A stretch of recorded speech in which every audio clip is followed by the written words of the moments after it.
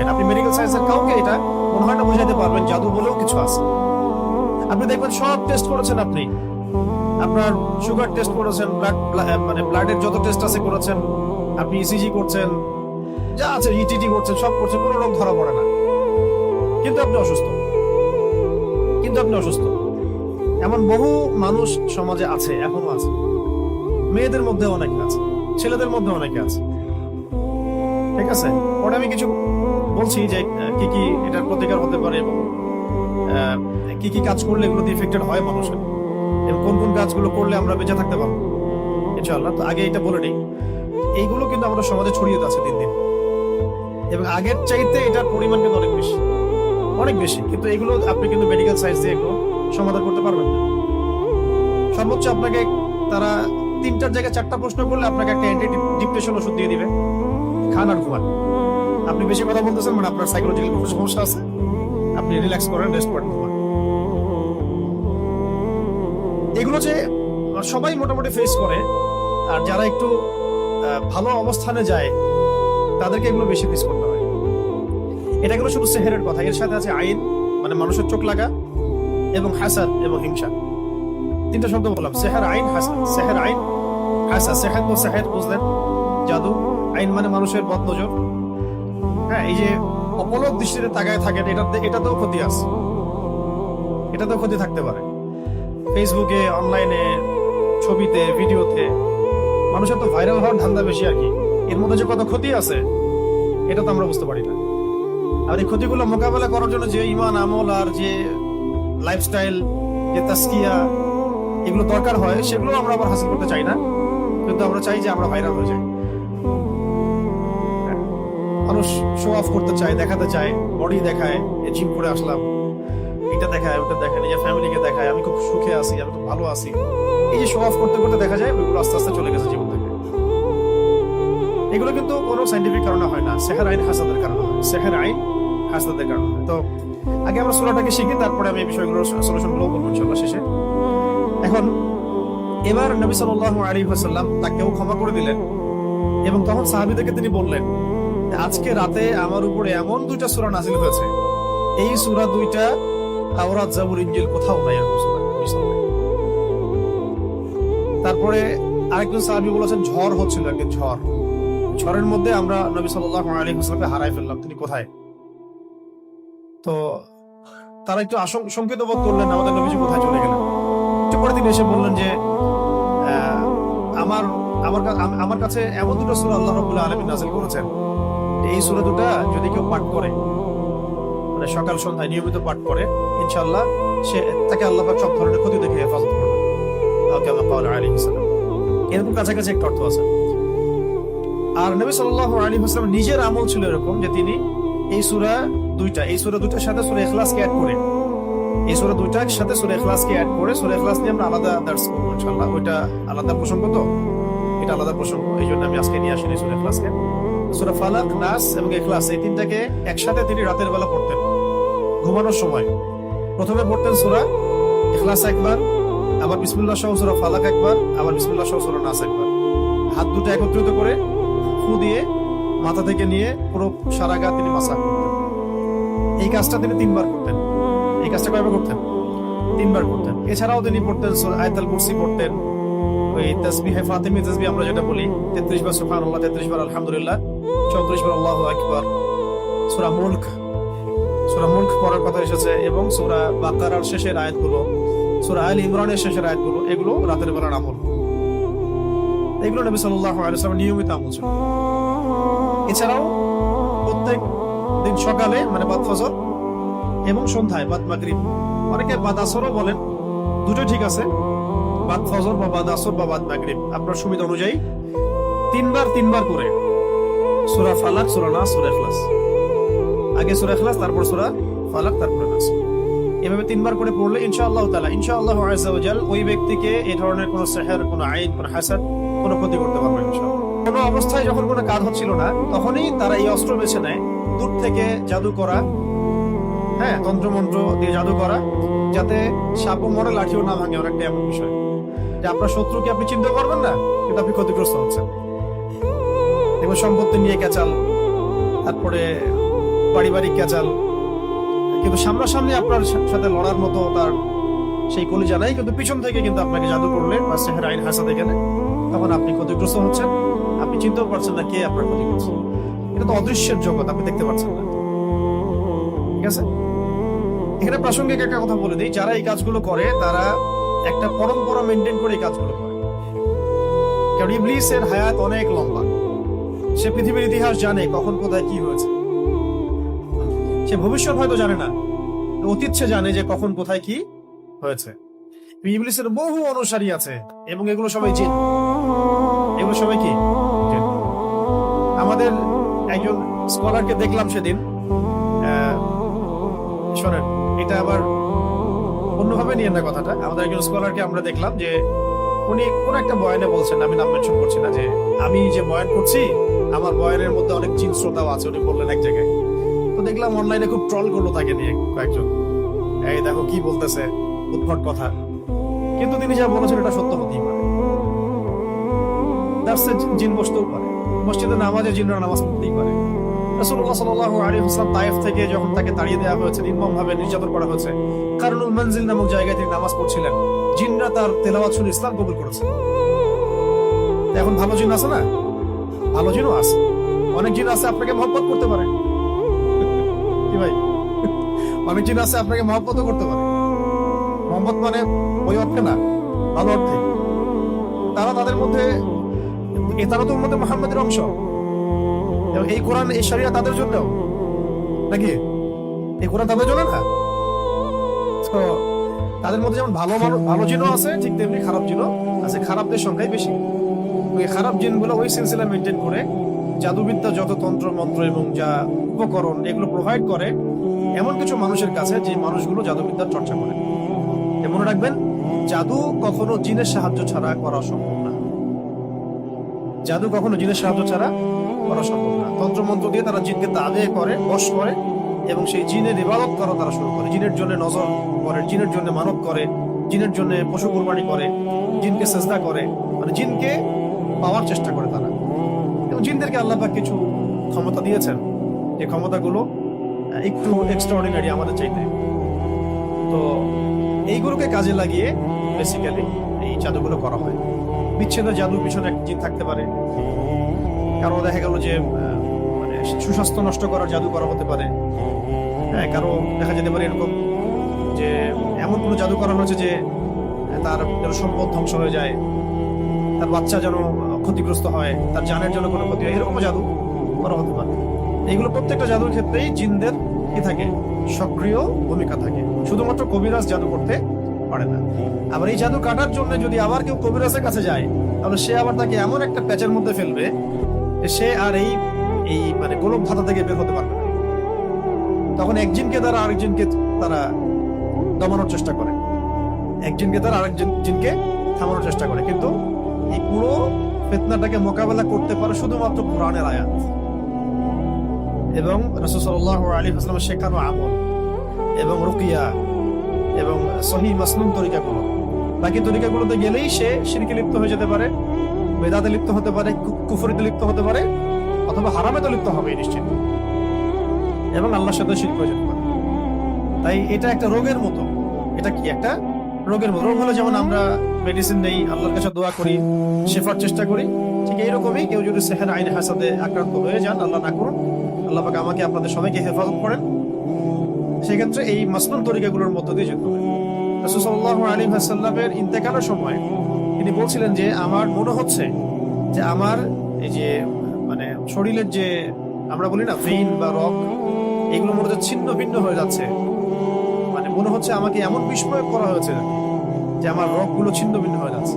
এটা হচ্ছে ওই খায়বার যুদ্ধে নবী সাল্লাল্লাহু আলাইহি ওয়াসাল্লাম যখন জিতলেন, মানে জয়লাভ করলেন, তখন মহিলা গোশতের মধ্যে বিষ মিশিয়ে দিয়েছিলেন নবীজিকে খেতে। একজন সাহাবী এটা কামড় দিয়ে গিলে ফেলেছিলেন, তিনি সেখানে ইন্তেকাল করেছেন, শহীদ হয়েছেন। নবী সাল্লাল্লাহু আলাইহি ওয়াসাল্লাম তিনি গিলে ফেলেননি, শুধু একটু একটা কামড় দিয়েছেন, তারপর ফেলে দিয়েছেন মুখ দিয়ে। যখন তিনি জানতে পেরেছেন এখানে বিষ মেশানো আছে, তার কাছে ওহী আসছিল। তো ওই যে বিষের একটা কামড়ের বিষের যে প্রভাব, এটা শেষে এটা রাইজ করেছিল আর কি।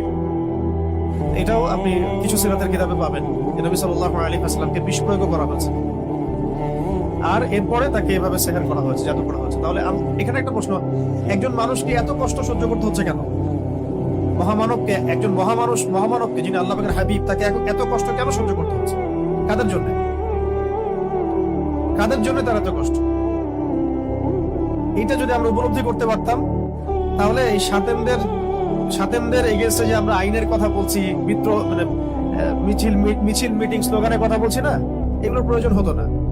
রাষ্ট্র নিজে এগুলো খুঁজে খুঁজে বের করে জবাই করে ডেকে দিত। যদি তারা বুঝতো যে নবী সাল্লাল্লাহু আলাইহি ওয়াসাল্লাম কে, তিনি কি করেছেন আমাদের জন্য, তার অবদান কি এই মানবতার মুক্তি দূত হিসেবে। এতটা নিমক হারাম মনে হয় উম্মাহ খুব কমই আছে আসলে বিশ্বের মধ্যে। আমরা যেটা করতেছি, আল্লাহ পাক মাফ করে না। কেন এত কষ্ট তাকে করতে হবে আমাদের জন্য? তিনি তো মাকামে মাহমুদে যাবেন, জান্নাতুল ফিরদাউসুল আ'লায় যাবেন।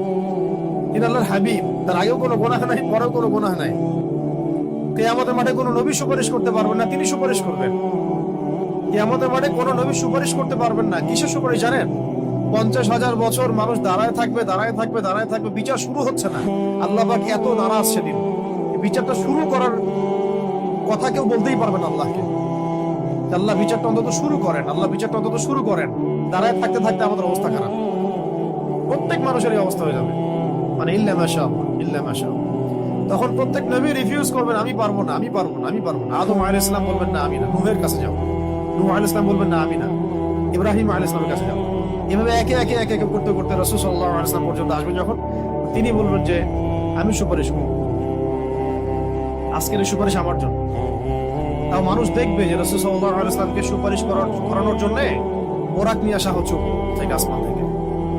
জিবরাইল আলাইহিস সালাম আসছেন, তিনি সেখানে উঠছেন, উপরে নিয়ে যাওয়া হবে। মানুষ দেখতে পারবে একটা বিশাল অট্টালিকার সামনে, আসমান এবং জমিনের মাঝখানে। এটা হচ্ছে মাকামে মাহমুদ। এখানে গিয়ে রাসূল সাল্লাল্লাহু আলাইহি ওয়াসাল্লাম সিজদায় পড়ে যাবেন। কত বছর সিজদায় চলে যাবে আল্লাহ ভালো জানেন। এবং তিনি তখন এমন কিছু তাসবিহ করবেন, এমন কিছু প্রশংসা করবেন, যেটা আজ পর্যন্ত কেউ আল্লাহ পাকের শানে করেন নাই। আল্লাহ পাক তাকে সেটা শিখাই দিবেন, তখন ইনস্ট্যান্ট শিখাই দিবেন। তারপরে তিনি বলবেন, ওঠো আমার হাবিব, তুমি চাও কি চাও, তোমার দোয়া কবুল করা হবে, তোমার সুপারিশ কবুল করা হবে। তিনি তখন বলবেন, আল্লাহ বিচারটা অন্তত শুরু করো, আগে বিচারটা অন্তত শুরু করে। তো আমরা আসলে সত্যি কথা বলতে আমরা চিনতেই পারি নাই যে আমরা কারণ না। আফসোসের শেষ নাই, মানে বলতে থাকলে প্রসঙ্গ অন্যদিকে চলে যাচ্ছে। তো আফসোসের শেষ নাই। আপনি খেয়াল করে দেখবেন যে পিছনে লা ইলাহা ইল্লাল্লাহ মুহাম্মাদুর রাসূলুল্লাহ কালিমা লিখে মানুষ কালিমার সাথে কুফরি করতেছে।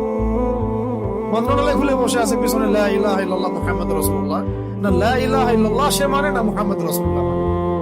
কিন্তু লিখার কি দরকার আছে? তাহলে ওটা খুলেই ফেলে দেখ, তাহলে স্পষ্ট হবে যে তারা কাফের। এদিকে লেবেলও লাগাবে যে আমি মুসলিম, আর কাজও করবে কাফেরের মতো, যাতে ওলামায়ে কেরামদেরকে একটা দ্বিধার মধ্যে রাখা যেটা আসলে তারা মুসলিম না কাফের। ফতোয়া তো দিতে হবে একটা। তখন কাফের হলে এক ফতোয়া আসবে, মুসলিম হলে এক ফতোয়া আসবে, তাই না? পিছনে লা ইলাহা ইল্লাল্লাহ, কোনো ইলাহ নাই আল্লাহ ছাড়া, মানে কোনো বিধানদাতা নাই আল্লাহ ছাড়া, কিন্তু আমরা আছি জমিনে, তাই না? বিষয়টা তো তাই। পিছনে লিখে রাখছে লা ইলাহা ইল্লাল্লাহ, কোনো ইলাহ নাই, কোনো উপাস্য নাই আল্লাহ ছাড়া। মন্ত্রণালয় সবগুলোতে ইলাহ আছে, আমরাই ইলাহ, বিধান আমরাই দিচ্ছি না। আউযুবিল্লাহি মিন যালিক। মুহাম্মাদুর রাসূলুল্লাহ মানে মুহাম্মদ সাল্লাল্লাহু আলাইহি ওয়াসাল্লাম ছাড়া কি নাই, কোনো রোল মডেল নাই আমাদের। এক কথায় কোনো রোল মডেল নাই, তিনি আমাদের একমাত্র রোল মডেল, আমাদের উসওয়াতুল হাসানা। কিন্তু জমিনে কাজ করতে গিয়ে প্রত্যেকটা ডিপার্টমেন্টে মুহাম্মদ সাল্লাল্লাহু আলাইহি ওয়াসাল্লামের তরিকাকে একদম জাদুঘরে রেখে দিয়ে নিজেদের সব মন গড়া বিধান রচনা করতেছে। কত বড় হঠকারিতা চিন্তা করছে। এই জন্য আমি বলি যে এটা অন্তত সরাই দেখ, করতে তো পারবে না, সরাই দেখ, ওটা লেখার দরকার কি বলে। অ্যাটলিস্ট স্পষ্ট হবে যে হ্যাঁ তারা কাফের অথবা তারা মুনাফিক। তখন বিধান সেইভাবে করতে হবে, তখন ফতোয়াগুলো সুন্দর স্পষ্ট আসবে। মুনাফিকদের ব্যাপারে এই ফতোয়া, সাধারণদের ব্যাপারে এই ফতোয়া, কাফেরদের ব্যাপারে এই ফতোয়া। এদিকে ইসলামের লেভেলও রাখবে, এদিকে কাজও করবে কুফরির তাগুতি সিস্টেমের, মানে আল্লাহর দুশমনদের দাসত্ব করবে, জায়নিস্টদের। আবার এদিকে বলবে আমি মুসলিম। এগুলো কি? তাহলে ধর্ম নিয়ে ব্যবসা, সবচেয়ে বড় ব্যবসা কারা করে? সবচেয়ে বড় ধর্ম ব্যবসা কারা করে? রাজনীতিবিদরাই করে সবচেয়ে বড় ধর্ম ব্যবসা। সবচেয়ে বড় ধর্মকেন্দ্রিক যে মানুষের সাইকোলজি নিয়ে খেলা, এটা সবচেয়ে বড় ব্যবসাটা করে পলিটিশিয়ানরাই। ধর্মকে তারা ভোট পাওয়ার মানদণ্ড হিসেবে গ্রহণ করছে। এটার মানে এই না যে ইসলামিক রাজনীতি করা যাবে না, এটা অন্য আলোচনা। কিন্তু এদিকে আপনি আল্লাহর কালিমাও রাখবেন, জমিনের মধ্যে আপনি আবার কুফরি আচরণও করবেন, এটা তো মানা যায় না ভাই। একদিকে আসেন, কালিমা রাখলে কালিমার বিধান বাস্তবায়ন করেন, না রাখলে ঠিক আছে বলেন যে আমরা লা ইলাহা ইল্লাল্লাহ মানি না, ধর্মের সাথে আমাদের কোনো সম্পর্ক নাই, তখন আমরা বলবো তারা কাফের। ফতোয়া স্টেট, কাফেরদের সাথে যা হবে তাই ফতোয়া। এই বিষয়গুলো আমাদেরকে খুব খুব পীড়া দেয়। তো যাই হোক, অনেক বেশি হয়তো বলে ফেললাম, আল্লাহ মাফ করেন। এখন এই জায়গায় একটা বিষয় আমাদেরকে বুঝতে হবে, এই পয়েন্টটা ভালো করে বোঝেন। এখান থেকে আপনি মানে আগে থেকে প্রোটেক্টেড থাকতে হবে এই সমস্যাগুলো থেকে। সেহের আইন হাসানের কথা বলছি, তারপরে আমি অনুবাদ করে সংক্ষিপ্ত তাফসীর করে শেষ করছি। সেহের আইন হাসাদ থেকে আপনি ট্যাবলেট খেয়ে আপনি বাঁচতে পারবেন না, ঠিক আছে? ট্যাবলেট খেয়ে, ইনজেকশন নিয়ে এইভাবে আপনি বাঁচতে পারবেন না। যেহেতু এটা অদৃশ্যের বিষয়, তন্ত্রমন্ত্রের বিষয়, জিন দ্বারা করা হচ্ছে, যেটা আমরা দেখি না। একটা তো আমি দেখি বা আমি পরীক্ষা নিরীক্ষা করে বুঝতে পারছি যে আমার এখানে এই ভাইরাস ঢুকেছে, আমি ট্রিটমেন্ট করতে পারছি, কিন্তু আপনি এটা দেখতে পারবেন না। কিন্তু আপনি ইফেক্টেড হয়ে গেলে অসুস্থতা ফিল করবেন। তাই এটা সবচেয়ে বড় মানে সমাধান হচ্ছে আগে থেকে নিজেকে সুরক্ষিত রাখা। কিভাবে আগে থেকে আমরা নিজেকে সুরক্ষিত রাখতে পারি? এক নাম্বার পয়েন্টগুলো খুব ভালো করে মনে রাখতে হবে। এক নাম্বার হচ্ছে দৈনন্দিন ফরজ ওয়াজিবকে ছাড়া যাবে না। অনেক দিনই বোন দেখা যায় বলে যে আমাদের এই সমস্যা হয়েছে, কিন্তু এদিকে সে পর্দা করে না। পর্দা না করলে আপনার তো সমস্যা হবেই, হইতেই পারে। যেখানে রাসূল সাল্লাল্লাহু আলাইহি ওয়াসাল্লাম কে আল্লাহ রাব্বুল আলামিন এই পরীক্ষায় ফেলেছেন আমাদের জন্য, যাতে আমরা এই সূরাগুলো পেয়ে যাই। যদি সেদিন রাসূল সাল্লাল্লাহু আলাইহি ওয়াসাল্লাম এভাবে ইফেক্টেড না হতেন, তাহলে এই সূরাগুলো আমরা কোন মাধ্যমে পেতাম? তাই না? এই সূরা থাকবে কিয়ামত পর্যন্ত, যে কিয়ামত পর্যন্ত যত মানুষের সমস্যা হবে এই সূরাই হচ্ছে সলিউশন। কত বড় হিকমা আল্লাহ পাকের! আল্লাহ পাক তার প্রিয় মানুষদেরকে কষ্ট দিয়ে আমাদের কত বড় উপকার করেছেন, তাই না? আল্লাহ রাব্বুল আলামিন তার প্রিয় বান্দাদের পরীক্ষা নেন বেশি, তাই না? আর আল্লাহ পাকের সবচেয়ে প্রিয় বান্দা কে? মুহাম্মদ সাল্লাল্লাহু আলাইহি ওয়াসাল্লাম। তাকে পরীক্ষা নেওয়া হয়েছে সবচেয়ে বেশি। কেন নেওয়া হয়েছে? আমাদের জন্য। আমরা এগুলো পাই। তিনি তো জান্নাতুল ফিরদাউসে যাচ্ছেন। আপনারা তার সম্পর্কে হাদিসগুলো পড়তে থাকেন, দেখবেন নিজেকে আপনি আসলে মেলাতে পারবেন না যে আপনি আমি কোন কোন সমাজে বাস করতেছি। কারোর মধ্যে কি সামান্য এই চেতনাবোধটুকু কাজ করতেছে না যে সে রাসূল সাল্লাল্লাহু আলাইহি ওয়াসাল্লামের উম্মাহ? এমন একটা অবস্থা হচ্ছে, দেখেন এটা নরমালাইজ হয়ে যাচ্ছে দিন দিন, যে রাসূলকে তো গালি দেয়ই মানুষ। নাউযুবিল্লাহ। দেখছেন খেয়াল করে? আগে একটা গালি দিলে তখন সবাই একসাথে প্রতিবাদ করতো।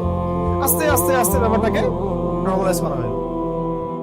ঠিক যেমন রিবা, সুদ প্রথম দিকে যখন চালু হয়েছে তখন মানুষ এটাকে খুব প্রতিবাদ করেছে। আস্তে আস্তে এমন নরমাল হলো পুরো ওয়াজিব হয়ে গেছে। আল্লাহ পাক বলছেন, কুল হে নবী আপনি পড়ুন। কি পড়ুন? আপনি পড়ুন আউযু বিরাব্বিল ফালাক, আউযু বিরাব্বিল ফালাক। আউযু মানে আমি আশ্রয় প্রার্থনা করছি। কুল মানে বলুন, আউযু মানে আমি আশ্রয় প্রার্থনা করছি। বিরব্বি মানে রবের নিকটে, বিরব্বি মানে রবের নিকটে। আল ফালাক মানে হচ্ছে সকাল, আল ফালাক মানে সকাল। একটা আগে ওয়ার্ড বাই ওয়ার্ড শিখেন। কুল মানে বলুন, কুল মানে আউযু মানে আমি আশ্রয় প্রার্থনা করছি। এক বছর আউযু মানে আমি আশ্রয় প্রার্থনা করছি, আর নাউযু মানে আমরা আশ্রয় প্রার্থনা করছি। বিরব্বি রবের নিকটে, আল ফালাক মানে সকাল। আপনি বলুন, হে নবী আমি সকালের রবের নিকটে আশ্রয় প্রার্থনা করছি। সকালের রব কেন বলা হচ্ছে? সমস্ত অন্ধকার দূর করে দেয় কি? সকাল। ঠিক তেমনি সমস্ত বিপদ আপদ বালা মুসিবত সমস্ত অন্ধকার কে দূর করবেন? আল্লাহ পাক বলছেন এখানে রব্বিল ফালাক, সকালের রব, প্রভাতের রব। তো ইনশাআল্লাহ এই উম্মারও প্রভাত সামনে আসবে ইনশাআল্লাহ। এই সমস্ত অন্ধকার কেটে যাবে কার হুকুমে? রব্বিল ফালাক। এই জন্য আমরা বলবো কুল আউযু বিরাব্বিল ফালাক, আমি সকালের রবের কাছে আশ্রয় প্রার্থনা করছি, প্রভাতের রবের নিকটে আশ্রয় প্রার্থনা করছি। কি থেকে? মিন শাররি মা খালাক। মিন মানে হতে বা থেকে, শার মানে হলো ক্ষতি, শার মানে ক্ষতি, মা মানে যা কিছু, মা মানে যত কিছু, আর খালাকা মানে তিনি সৃষ্টি করেছেন। খালাকা মানে তিনি সৃষ্টি করেছেন। তাহলে তিনি যত কিছু সৃষ্টি করেছেন সমস্ত সৃষ্টির ক্ষতি থেকে আমি আল্লাহর কাছে আশ্রয় প্রার্থনা করছি। মানে আল্লাহ মানে সকালের রবের কাছে আশ্রয় প্রার্থনা করছি। এই একটা সেন্টেন্সের মধ্যে সব পড়ে গেছে। আপনার সেহের, আপনার আইন, আপনার হাসাদ, হ্যাঁ, যত রকমের রোগ ব্যাধি, বিপদ আপদ, বালা মুসিবত সব পড়ে গেছে। এই জন্য একটা হাদিসে আসছে, কেউ যদি কোনো স্থানে অবতরণ করে, ধরেন আপনি এখানে বসে আছেন বা বাসায় গেলেন বা যে কোনো জায়গায় গেলেন এবং নেমেই বললেন বা ওখানে থাকতে থাকতে বললেন যে আউযু বিকালিমাতিল্লাহি তাম্মাতি মিন শাররি মা খালাক।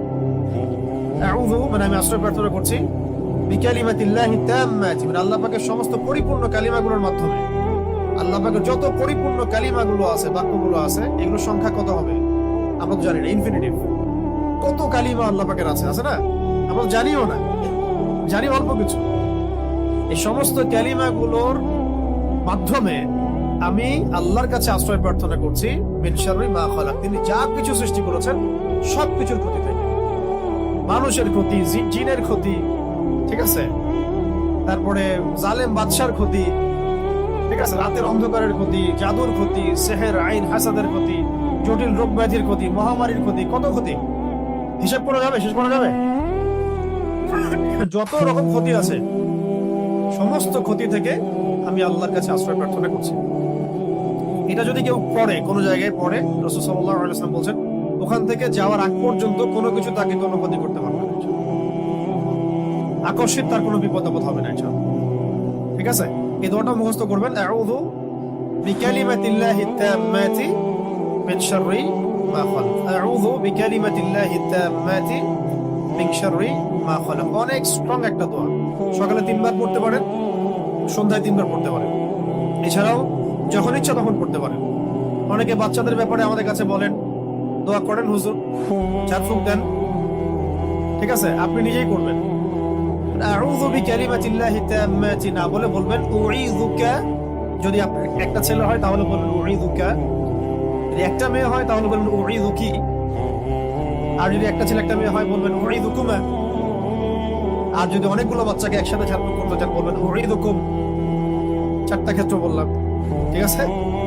একটা ছেলে হলে কি বলবেন উঈযুকা বিকালিমাতিল্লাহি তাম্মাতি মিন শাররি মা খালাক, ফু দিয়ে দিবেন। একটা মেয়ে আছে আপনার, একজন মেয়ে আসছে বলবেন উঈযুকি বিকালিমাতিল্লাহি তাম্মাতি মিন শাররি মা খালাক। একটা ছেলে একটা মেয়ে বসে আছে আপনার, বলবেন উঈযুকুমা বিকালিমাতিল্লাহি তাম্মাতি মিন শাররি মা খালাক, ফু দিয়ে দিবেন। ইমাম হাসান এবং হুসাইন রাদিয়াল্লাহু আনহুমা তারা নবী সাল্লাল্লাহু আলাইহি ওয়াসাল্লামের কাছে আসতেন, খেলাধুলা করতেন, ঘাড়ে উঠতেন, পায়ে বসতেন, কোলে বসতেন, তিনি আদর করে বলতেন উঈযুকুমা বিকালিমাতিল্লাহি তাম্মাতি মিন শাররি মা খালাক, ফু দিয়ে দিতেন। এগুলো মাসনুন তরিকা, এগুলো করলে বাচ্চা দেখবেন যে ভালো আছে, সুস্থ আছে, ভালো আছে, নিরাপদে আছে, আল্লাহ পাক ফেরেশতা দিয়ে হেফাজত করবেন এর জন্য, ঠিক আছে। এখন এটা একটা, আরো দোয়া আছে, অনেক দোয়া আছে, ওইগুলো এক বৈঠকে বললে মনে রাখতে পারবেন না। এই যে একটা কিতাব আছে হিসনুল মুসলিম, এটা পাশে রাখতে পারেন, আর একটা আছে হিসনে হাসিন, হিসনে হাসিন, এটাও সুন্দর, মাশাআল্লাহ চমৎকার, এটা রাখতে পারেন। এগুলোর মধ্য দিয়ে এগুলো শিখতে পারবেন ইনশাআল্লাহ। তো আমরা শিখলাম যে কুল আউযু বিরাব্বিল ফালাক মানে বলুন হে নবী আমি আশ্রয় প্রার্থনা করছি প্রভাতের রবের কাছে, মিন শাররি মা খালাক সমস্ত, তিনি যা কিছু সৃষ্টি করেছেন তার সমস্ত কিছুর ক্ষতি থেকে, তিনি যা সৃষ্টি করেছেন তার সমস্ত কিছুর ক্ষতি থেকে আমি আশ্রয় প্রার্থনা করছি। আচ্ছা, তারপরে আল্লাহ পাক বলছেন ওয়া মিন শাররি গাসিকিন ইযা ওয়াকাব, মুখস্থ আছে তো নাকি? ওয়া মিন শাররি গাসিকিন ইযা ওয়াকাব, ওয়া মানে এবং, ওয়া মানে এবং, মিন মানে হতে বা থেকে, শার মানে কি ক্ষতি, শার মানে ক্ষতি, একজন ভলান্টিয়ার, শার মানে ক্ষতি। আবার বলছি, কোরআন ছিল ওয়া মিন শাররি গাসিকিন ইযা ওয়াকাব, ওয়া মানে এবং, ওয়া মানে এবং, মিন মানে হতে বা থেকে, শার মানে ক্ষতি, ওয়া মিন শাররি মানে ক্ষতি থেকে, গাসিক, গাসিক মানে হচ্ছে রাত, গাসিক মানে রাত, এই যে অন্ধকার রাত, এটাকে বলা হয় কি গাসিক। ইযা মানে যখন, ইযা মানে যখন, আর ওয়াকাবা মানে তা গভীর হয়, তা ঘনীভূত হয় বা গভীর হয়, মানে রাতের অনিষ্ট বা ক্ষতি থেকে যখন তা গভীর হয়। তাহলে প্রথমে আশ্রয় চাওয়া হলো সমস্ত সৃষ্টি থেকে, তারপরে আশ্রয় চাওয়া হচ্ছে স্পেশালি সমস্ত সৃষ্টির মধ্যে স্পেশালি রাতের ক্ষতি থেকে যখন সেটা গভীর হয়, তার মানে বুঝতে পারলাম যে রাতের মধ্যে অনেক ক্ষতি আছে। রাতের মধ্যে কি আছে? এমন অনেক ক্ষতি আছে যেগুলো আমরা দেখি না। একটা হাদিসে নবীজি বলেছেন সাল্লাল্লাহু আলাইহি ওয়াসাল্লাম যে রাতের বেলা এমন অনেক মাখলুক ঘোরাফেরা করে যেগুলোকে তোমরা দেখতে পারো। একটা হাদিসে আসছে তোমরা সন্তানদেরকে সন্ধ্যাবেলা ছেড়ে দিও না। যখন যদি ছাড়তেই হয় তাহলে সন্ধ্যা যখন হয়ে যাবে একবারে পরিপূর্ণরূপে তারপরে ছেড়ো। কেন বলা হচ্ছে এগুলো? আবার বলা হচ্ছে গভীর রাতে তোমরা এই একাকী এদিক ওদিকে যে আমরা যে ভবঘুরে হয়ে ঘোরাফেরা করি এগুলো করতে নিষেধ করা হচ্ছে হাদিসে। কারণ কি? কারণ রাতের বেলা এমন অনেক ঘোরাফেরা করে যেগুলোকে আমরা দেখতে পারি না। আমাদের দৃষ্টির সীমা তো খুব ছোট। সকালবেলা মোরগ ডাকে, খেয়াল করেছেন? কেন ডাকে জানেন? সে ফেরেশতা দেখতে পারে। একটা মোরগ একজন ফেরেশতাকে, মালাককে দেখতে পারেন, সম্মানিত ফেরেশতাকে দেখতে পারেন, আমরা দেখতে পারি না। ওই জন্য তখন পড়তে হয় আল্লাহুম্মা ইন্নী আসআলুকা মিন ফাদলিকা, আল্লাহুম্মা ইন্নী আসআলুকা মিন ফাদলিকা। আবার দেখো রাতের বেলা কুকুর চিল্লাচিল্লি করে বেশি। রাতের বেলা কি করে? কুকুর চিল্লাচিল্লি করে বেশি। রাত কুকুরের ডাক শুনলে আমাদেরকে পড়তে হবে আউযু বিল্লাহি মিনাশ শাইতানির রাজিম। কুকুর দেখতে পারে জিন শয়তান। কুকুরের দৃষ্টি আমাদের দৃষ্টির চেয়ে এখানে প্রখর, সে দেখতে পারে জিন শয়তান, আমরা দেখতে পারি না। একটা মোরগ দেখতে পারে ফেরেশতা, আমরা দেখতে পারি না। আমাদের দৃষ্টি খুবই দুর্বল। আমরা আবার এই দৃষ্টি নিয়ে ফেরাউন বলেছিল যে আল্লাহকে দেখতে চাই, নাউযুবিল্লাহ, তাই না? আস্তাগফিরুল্লাহ। তো এখন কথা হচ্ছে যে রাতের মধ্যে ক্ষতি আছে। এই জন্য রাতের বেলা, এখন তো রাত দিন হয়ে গেছে, দিন রাত হয়ে গেছে, এই কারণে রাতের বেলা যারা দুনিয়াবি কারণে বা ফাহেসা কাজে ব্যস্ত থাকেন, একটা তো দিনই ইলম চর্চা করা, রাত জেগে ইবাদত করা, সেটা তো আলাদা বিষয়, সেটা অনেক বেশি ফজিলতের। রাত জেগে ইলম চর্চা করা ফজিলতের। একটু ঘুমাবে, একটু ইলম চর্চা করবে, একটু নামাজ পড়বে, এটা তো অনেক ভালো, এটা দরবেশওয়ালা কাজ। কিন্তু অনেকে দেখা যায় টিভি দেখে, মুভি দেখে, গান শুনে, হ্যাঁ, কনসার্ট করে, এখানে ওখানে বন্ধুদের সাথে আড্ডা মেরে, বাইক চালায়, রাতের বেলা এদিক ওদিকে ঘুরে বেড়ায়, হ্যাং আউট করে, এভাবে সময় নষ্ট করে রাতে। তাদের ক্ষেত্রে এই সেহের, আইন, হাসাদ হয়ে যায় এর সম্ভাবনা একদম 90%। তারা জিন্দার আক্রান্ত হয়ে যেতে পারে, সেহের হয়ে যেতে পারে, আইন হয়ে যেতে পারে, হাসাদ হয়ে যেতে পারে, আরো অনেক বড় বড় সমস্যা হয়ে যেতে পারে। রাতের এই ক্ষতি থেকে আমাদেরকে বাঁচার জন্য অবশ্যই কি করতে হবে? এই সূরা ফালাক, নাস, ইখলাস এগুলো অবশ্যই চর্চা করতে হবে। রাতের বেলা এভাবে বাইরে ঘোরাফেরা করা যাবে না। যদি দিনই কোনো বিষয় হয় সেটা আলাদা বিষয়। দুনিয়াবি কোনো আজে বাজে কোনো বিষয়ে রাত্রি জাগরণ করাটা ঠিক হবে না। আল্লাহ পাক আমাদেরকে বোঝার তৌফিক দান। রাতের বেলা অনেক ক্ষতি আছে, এই ক্ষতিগুলো থেকে আল্লাহ পাক আমাদেরকে হেফাজত করেন, আমিন। 4 নম্বর আয়াতে আল্লাহ পাক বলেছেন ওয়ামিন, এটা ভালো করে বোঝেন, ওয়ামিন শাররিন নাফাসাতি ফিল উকাদ, ওয়ামিন শাররিন, এই আয়াতটা ভালো করে পড়বেন, ওয়ামিন শাররিন নাফাসাতি ফিল উকাদ। অনেকে নাফাসাত পড়ে ফেলেন, সিন নাই এখানে, সাস। ওয়ামিন শাররিন নাফাসাতি ফিল উকাদ, ওয়া মানে এবং, মিন মানে হতে বা থেকে, আর শার মানে তো ক্ষতি। নাফাসাত শব্দটা হচ্ছে স্ত্রীবাচকের বহুবচন, স্ত্রীবাচক শব্দের বহুবচন। এটা দ্বারা বোঝানো হচ্ছে যে জাদু করেনি মহিলা, জাদু করেনি নারীদের কথা বলা হচ্ছে, জাদু করেনি নারীদের কথা বলা হচ্ছে। এটা কিন্তু প্রমাণিত যে এই বিষয়গুলোতে নারীরা বেশি অগ্রগামী হয়। খুব সতর্ক, নারীদের ফিতনা কিন্তু মারাত্মক। ইন্না কাইদাকুন্না আযীম, আল্লাহ বলেছেন তোমাদের ষড়যন্ত্র কিন্তু মহান। মহান মানে বিশাল, মারাত্মক। তো এখনো গ্রামে গঞ্জে বিভিন্ন জায়গায় আপনি দেখবেন যে নারীরা এগুলোর সাথে বেশি সম্পৃক্ত হয়ে যাচ্ছে, জাদু চর্চা করছে, ইত্যাদি ইত্যাদি। আগে থেকে এটা ছিল। আল্লাহ পাক এখানে মুয়ান্নাস শব্দ প্রয়োগ করেছেন যে গ্রন্থিতে, উকাদ, উকাদ মানে হচ্ছে গ্রন্থি, গিট, রশি বা দড়ির গিট। তাহলে আয়াতের অর্থ হচ্ছে যে গ্রন্থিতে ফুৎকার দানকারী, ফু দেয়, যে ফু দেওয়া, গ্রন্থিতে মানে গিটে ফুৎকার দানকারিনী নারীদের অনিষ্ট থেকে বোঝানো হচ্ছে এমন জাদু করেনি মহিলাদেরকে যারা গিটের মধ্যে ফু দিয়ে দিয়ে জাদু করে। বুঝতে পারছি? এমন নারীদের অনিষ্ট থেকে আল্লাহ পাক আমাদেরকে আশ্রয় চাইতে বলছেন যারা গিটের মধ্যে ফু দিয়ে দিয়ে দিয়ে